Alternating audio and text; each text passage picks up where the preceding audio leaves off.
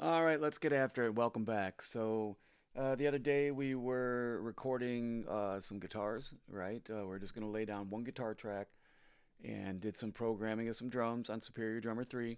Highly recommend it.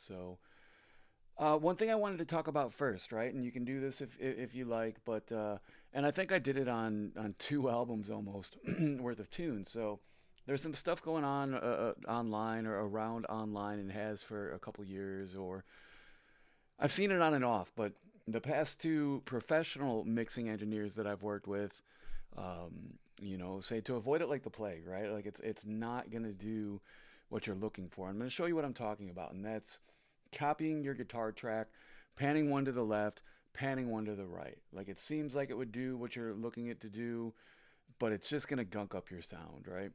Um, Now, if you're looking for, there are some bands that they don't have two guitarists and they don't want to have that vibe or put off that feel because then the live shows sound totally different, and I get that. So this isn't good advice for everybody, but even the fact of doing this, like you can just capture the sounds that you're looking for out of your mix without doing this. So I'll show you what I mean here. So we've got this guitar track, and we'll go ahead and play it.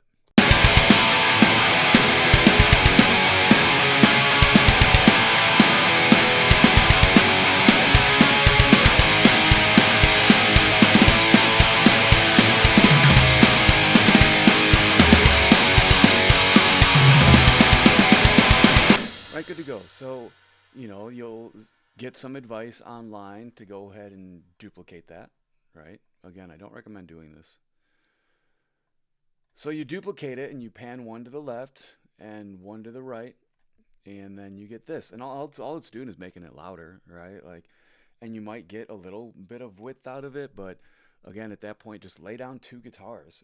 If you're at home recording and you're not in a band and you're just trying to get some wide guitars, and it depends on the sound too. Like I said, I'm going after a much wider melodic pop punk, no effects, that type of no use for a name, that type of stuff. So it's not going to be for everybody, but this isn't what you're trying to do. I can guarantee that.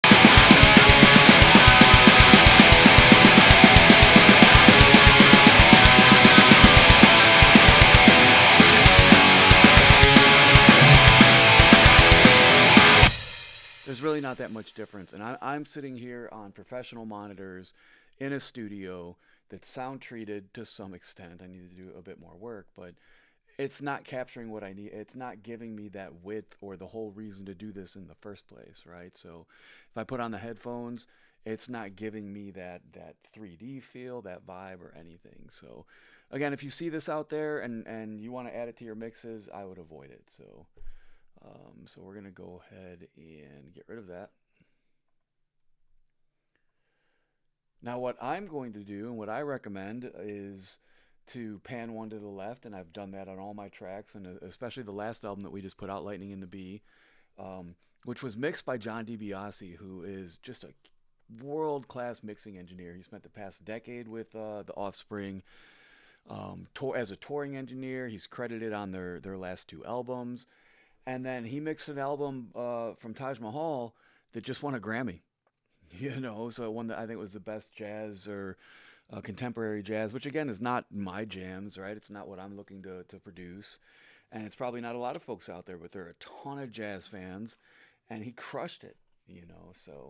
But anyways, so what I'm going to do is lay down, and for me, I like to use my headphones. It lets me kind of capture it a little bit better. So I'd recommend getting a good pair of headphones if you're recording at home and you don't have them. I'm sure that you do, but yeah. So let's give it a shot, and we'll see where we can get with this song here, and then we can go from there. So I don't remember what we were doing in this jam, so bear with me. And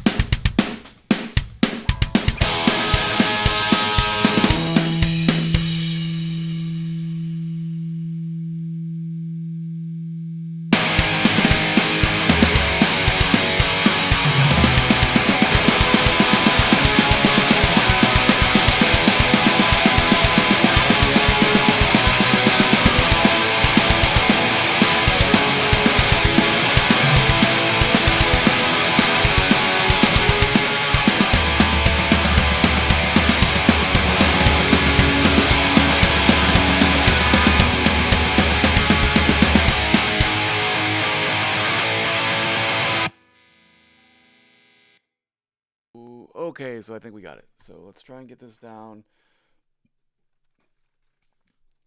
So again, if you're looking at ways at home to record and just knock this out yourself, as you see, I'm not using any amps or anything like that. Pick up a copy of Amplitude 5. I've used it for 2 years now.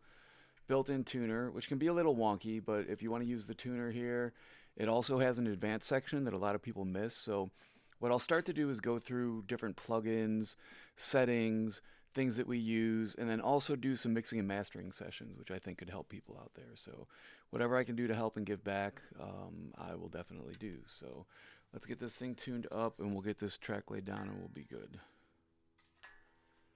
Or attempt to get this guitar tuned here.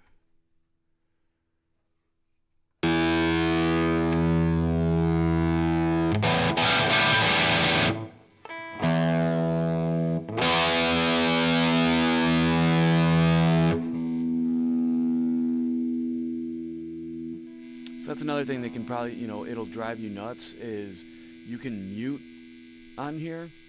And there's been times where I thought that just my system had shut down or I had to restart Pro Tools because I had the guitars muted. So watch out for that. But so we'll take Amplitude 5 here and get her tuned up. Or close to it. Like I don't typically really care much.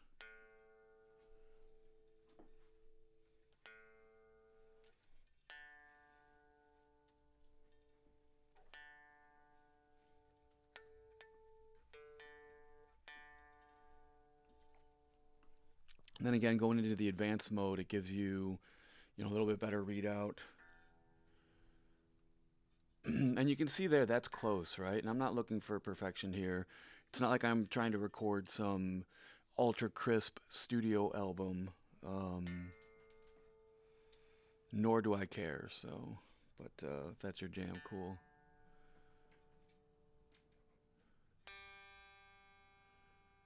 See, look at that waveform, though. It's like super wonky.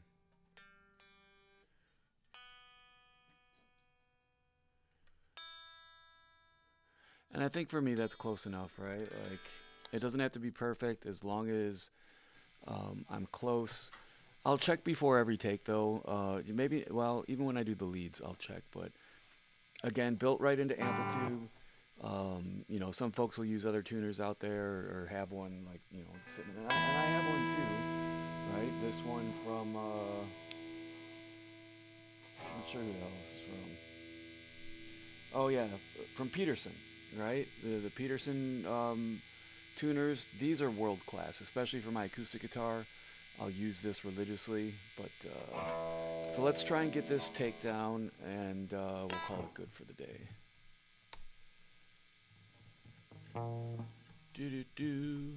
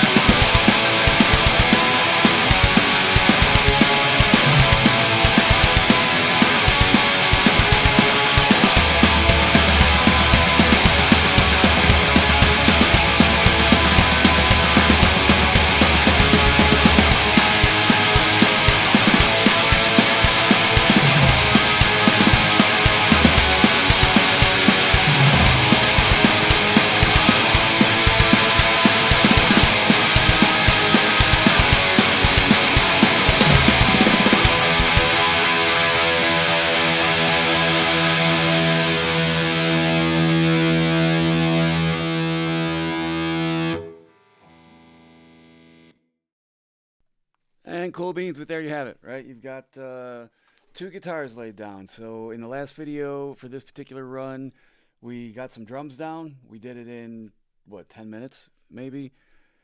And the first guitar out of nowhere, right? And if you're making punk rock, or if you're new to this, now if you've been jamming your whole life, this isn't the video series for you. But if you're brand new checking out home recording or getting started with Pro Tools or trying to figure out how can I write some songs myself in 2025, this is a perfect way, right? Or it's at least a way. You don't have to toil and trouble over what chords am I going to play and what are the lyrics that I'm going to have and how am I ever going to create my first song, right? Like, you can get Superior Drummer 3. I would recommend, I mean, if you don't have the budget, get Easy Drummer, but I highly recommend Superior Drummer 3. Some of these groove packs, which I'll do a full video on, but they have the Easy Pop Punk pack. Some of the other midis that I have is DIY Skate. Let's see, this one here is DIY Punk and Melodic Hardcore. Pop Punk Hardcore, another one, right? So there's all kinds of stuff that you can work with, and just the built-in drums or the different out of the box stuff that comes with Superior Drummer 3, you can make jams with, right? So, you don't have to wait around and try and find a drummer. You can start making music today. So the guitar is here, so we've got one pan to the left, we've got one pan to the right. It's going to give me that wide feeling that I'm looking for, and we'll play it and, take a listen. So.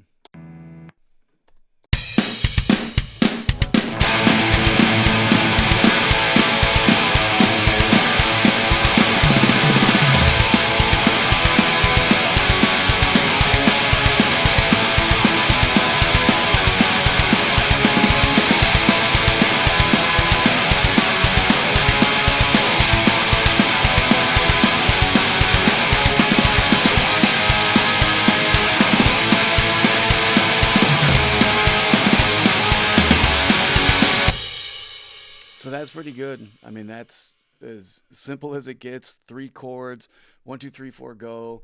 And then just to put a little flair on it, right? I'm going to solo here, at least for the video, a little bit. And we'll do that next, though. I need to reset up my recording template. I do have a mixing template that I use.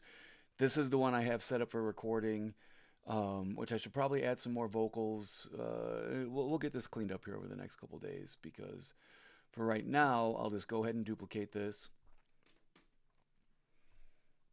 And then when I'm duplicating it too, so I'll just get rid of that, and I want to make sure that I pan this back over to the center. And just to mess around a little bit, I want to kind of find where I'm going to solo with this thing.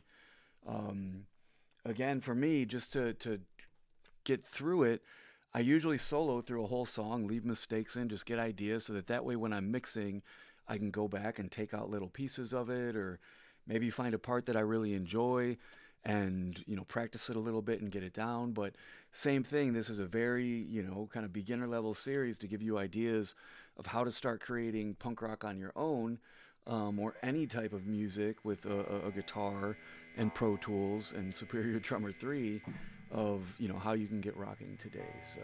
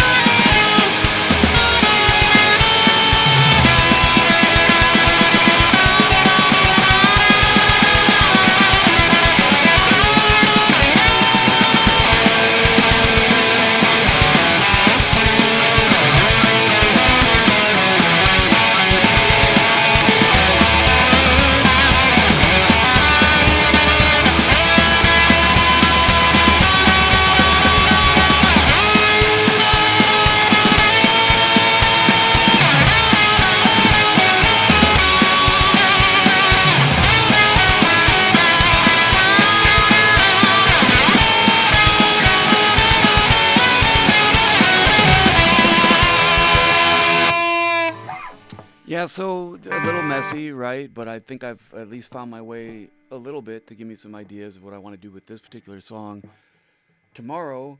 And it's got some like My Right kind of feel to it. Screech and Weasel. I don't know if you guys are into them, but you should be.